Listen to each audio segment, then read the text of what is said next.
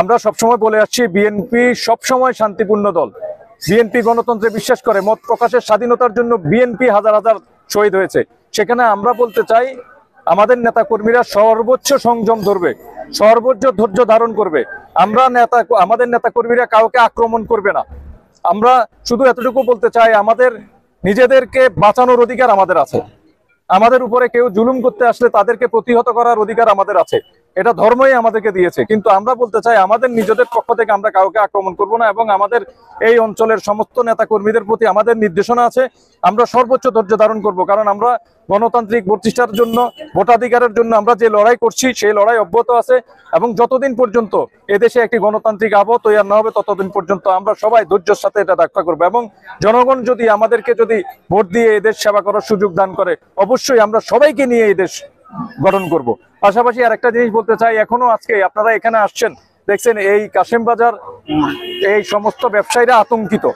আমরা ব্যবসায়ীদেরকে বলবো, ভাইয়েরা আপনারা আতঙ্কিত হওয়ার কোনো কারণ নেই। অপর সংগঠনগুলোর প্রতিও আমরা উদার্ত আহ্বান জানাবো, আপনারা এই আতঙ্কগ্রস্ত জনপদটাকে শান্তির জনপদের জন্য সবাই মিলে সহযোগিতা করবেন। ধন্যবাদ। আপনারা জানেন একটি অনাকাঙ্ক্ষিত ঘটনা আমাদের এই নোয়াখালী এই নেওয়াজপুরবাসীকে কলঙ্কিত করেছে। আপনারা জানেন যে মসজিদ হচ্ছে প্রার্থনার জায়গা, মুসলমানদের আল্লাহর কাছে সেজদার জায়গা হচ্ছে মসজিদ। এদেশে 88% মানুষ মুসলমান, সবার অধিকার আছে মসজিদে এসে নামাজ পড়বে, আল্লাহর কাছে প্রার্থনা করবে। সেক্ষেত্রে আমরা সমস্ত দলের প্রতি আহ্বান জানাবো, মসজিদকে আপনারা দুনিয়াবি জায়গা বানাবেন না। মসজিদকে আপনারা কোনোভাবে রাজনৈতিক আপনাদের যে পরিচর্যা কেন্দ্র, আপনারা মসজিদে বসে রাজনীতিটা চালাবেন, সেটা আপনারা করা থেকে বিরত রাখুন। এখন একটি ভালো সময় আসছে, এই শেখ হাসিনার পতনের পরে 17 বছর আমরা যারা মাঠে আন্দোলন সংগ্রাম করেছি, আপনারা সবাই মিলে একটা ভালো সময়ে আমরা নিজেরা এইরকম ঝগড়াঝাটি করি, তাহলে ফ্যাসিস্ট সুবিধা নিবে।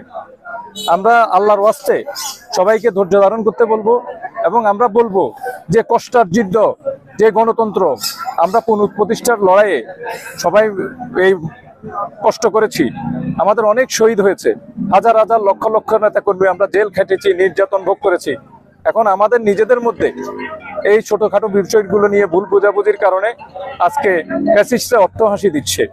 আমরা বিনীতভাবে অনুরোধ জানাবো, আমাদের এই যারা এখন আমাদেরকে প্রতিদ্বন্দ্বী ভাবেন কোনো সমস্যা নেই, কিন্তু আমরা প্রতিযোগিতা করতে চাই খুবই শান্তিপূর্ণভাবে। আপনার সাংবিধানিক অধিকার আছে, আমার সাংবিধানিক অধিকার আছে, গণতান্ত্রিক অধিকার আছে, আমরা সেই অধিকার সবাই সমানভাবে ভোগ করি। আমি আজকেও এখানে আসার আগে নোয়াখালী জেলা জামায়াতের আমির ইসাক ভাইয়ের সাথে কথা বলেছি। আমি বলেছি, ভাই ছোটখাটো ভুল বোঝাবুঝি থাকলে আমরা এগুলো নিজেরা আলোচনা করে শেষ করব। আমাদের স্থানীয় এখানকার এই ইউনিয়নের এই যে বাবুল ভাই জাকির, এরা ইউনিয়ন বিএনপির সভাপতি সেক্রেটারি ছিলেন। ওনারা গত পরশুর এই ঘটনার সময় ওনারা অনেক চেষ্টা করেছেন সবাইকে নিবৃত রাখার জন্য।